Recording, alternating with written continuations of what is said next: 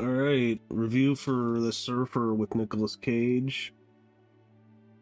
This is a interesting, crazy movie.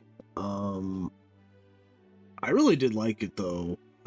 The guy who plays the antagonist is really good. Julian McMahon, McMahon, Mc, so I don't know. McMahon. He's great. I thought the acting was great in this movie. Nicolas Cage is great. I mean, you look at a movie like The Old Way compared to this. Like, I don't think Nicolas Cage cared at all about The Old Way. He looked bored. He looked tired. This, he looked like he was energized. He was interested in what was going on. And just a way better movie. But yeah, basically Nicolas Cage is I think he's like a realtor or something like that. And he's trying to buy a house that was his dad's house, a house he grew up in. His dad, a tragic end happened to him, and he's trying to get it back, and he thinks this will kind of bring his family back together with his son, and he's getting divorced from his wife, and he's kind of delusional about that because like the wife's already dating another guy, and it's revealed she's pregnant with this guy, so it's not gonna happen. But he's totally delusional about this house, and he's trying to get the funding together for it. He's like needs another $100,000. Great location, right on the beach, this beautiful beach. But before, he's about to buy the house, get the funding. He wants to take his son surfing where he used to surf. And he gets basically attacked by this gang saying, don't live here, don't surf here. They really don't want him to surf here. So his son leaves, but he stays in his car, and then a craziness ensues. So that's the setup, and I really like the movie. It's beautifully shot. It's almost all in like basically two locations: the beach, and then right above it is the where you park your car. And he has this like nice Lexus. It's probably costs over $100K, probably $150K to buy it. So he's got money. But like basically it's a story of a man whose life is slowly slipping away from him. They keep attacking him, or basically messing with him. Like he buys a pizza, and he's kind of dumb though, because like he just leaves the pizza on the top of his car when he goes and does something else, and then he comes back and the pizza's thrown on the ground. And it's like, man, come on, they're gonna mess with you. And then he goes into a bathroom, and he's going to the bathroom, but he like takes his shoes off to get all the sand out of them, and I think his jacket too. And of course I was like, watch, and then he's gonna go to the bathroom, he's gonna come out, and it's all gone. And it is, and it's gone. So he does some dumb things too, but there's like this whole subplot of this homeless guy that lives in that's the car on the cover. It's like a Subaru Outback, and one of the tires is flat. And there's this whole thing going on where is he the homeless guy? Is he becoming the homeless guy? Because the homeless guy basically kind of disappears halfway through the movie and then shows up at the very end.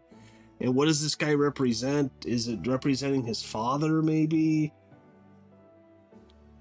So there's all that going on. And then his car, the battery dies.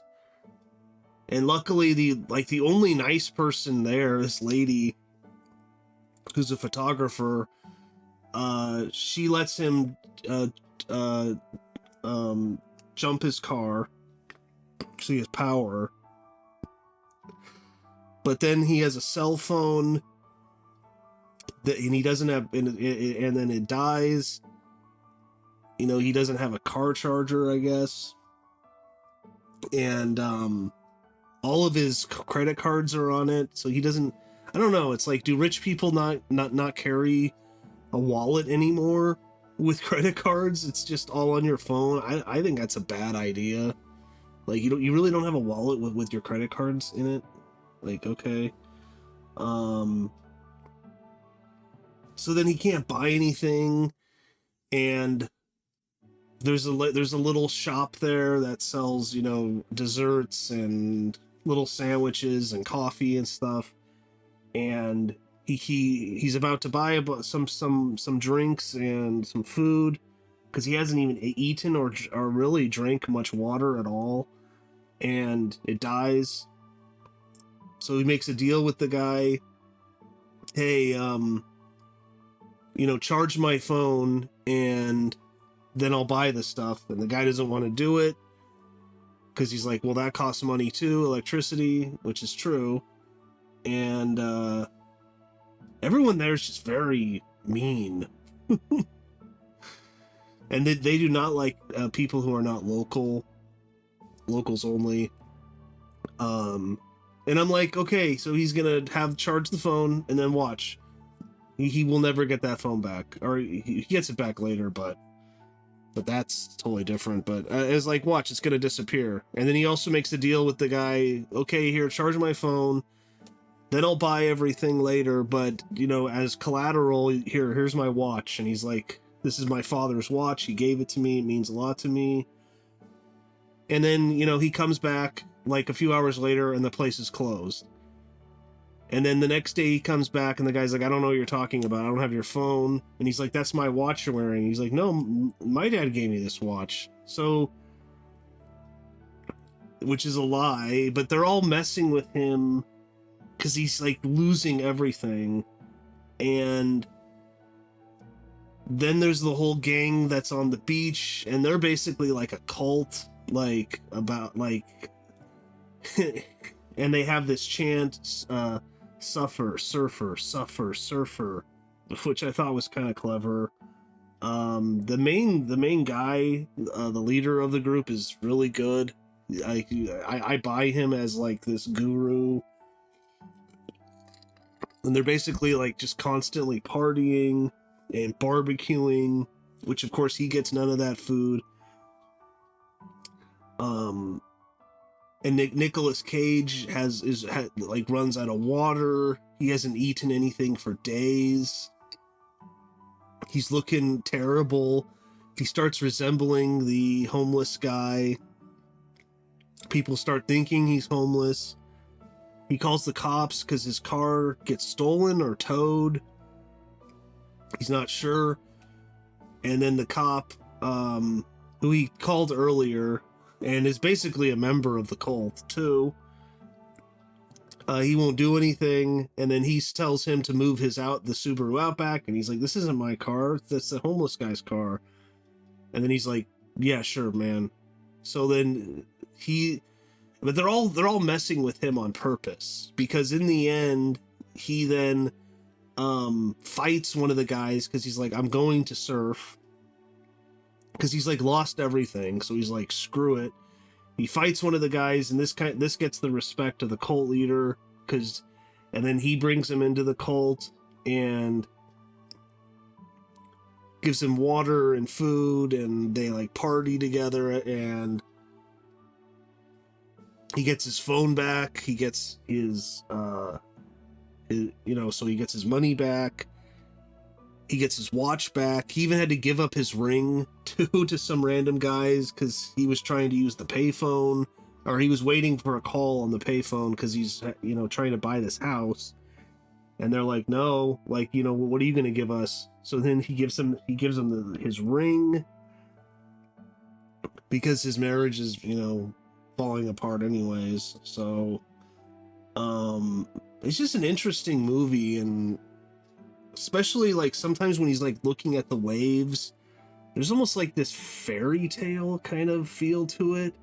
I don't know, I found it that very odd but interesting.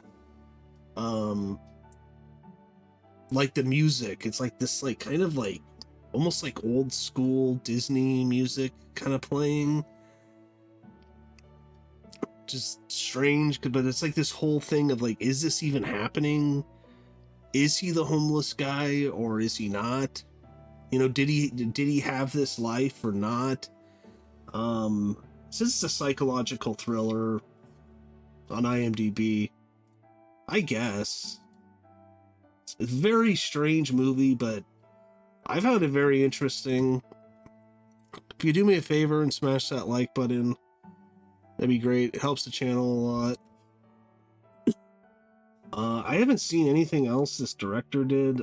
Lorcan Finnegan. I haven't seen anything the writer's done. So, but I'll probably check out this guy's next movie, Finnegan. Directed The Nightmare Radio, The Night Stalker, 2023. Movie called Nokibo. I don't know. The movie takes place in Australia too. And yeah, he's not doing an Australian accent because it's like they moved away from Australia. That's why they sold that house. Moved to California where he also surfed. And now he's back and he wants to buy the house. So that's why he has an American accent. But yeah, it's just it's an interesting movie. And then they steal his surfboard and they put it up at the shack. Well, at this little house on the beach this guy lives at, and he runs the cult. And then he writes sanctuary on it, and then he tells the cop, and the cop's like, "Hey man, that board's been there for years."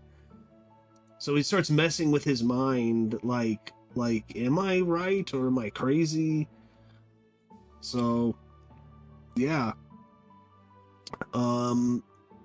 But yeah, I just found the movie interesting. It's only like an hour, 35 minutes. And yeah, I would recommend it. So, but it's beautifully shot, all on the beach. I watched a behind the scenes thing, and I think they shot it in West Texas. Or I mean not Texas, I mean Western Australia. I also like how the villain or the antagonist, like he's wearing like this red outfit, and I could just see this guy like leading a cult. Like it's basically a cult of men, and he's trying to philosophize about how modern society has dragged us down, and we have to get back to the basics, and you must suffer to truly appreciate your life. Some of it's like Point Break.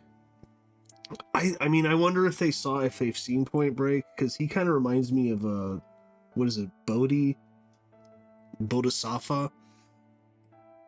He reminds me of that character. Basically, take that character and put him, and then put him in Australia years later. You know, I could see it.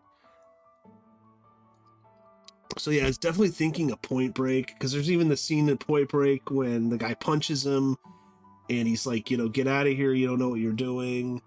And there is kind of like this locals only thing going on there too. But yeah, Point Break mixed with more emphasis on the kind of cult aspect, because that was just a little bit in Point Break, but they're also, bank robbers too. But in this, he's just a cult leader. Julian Nicone.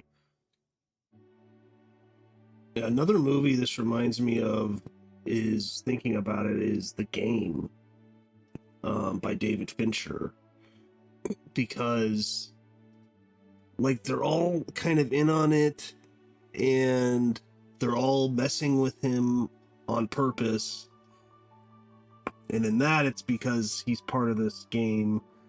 Um, but because like in this, like when they take his cell phone, the guy's like, "You never gave me your cell phone," and he meets the realtor he's been dealing with. He's showing the house to someone else, and then he's like, "I don't know you. I've never met you."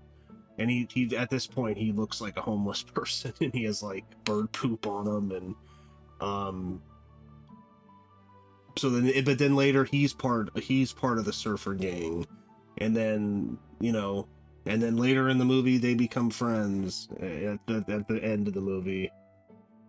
um but yeah, and there's other examples of that, like these people who are part of the cult and they're messing with him on purpose, like the cop when he's like, "That's your car, the Outback," even though he knows it's not, because he gets his car back later when he basically joins the cult. So he's part of the game, and just multiple examples of that. So yeah, kind of like Point Break and The Game. Trying to think of another movie it reminds me of. Definitely those two, but yeah. So but yeah, definitely recommend it. Nicolas Cage was great in it, and it's way better than the old way. I really did not like that movie. So like the more I think about it, the more I really don't like that movie. So but yeah, that's about it though. I'll see you next time.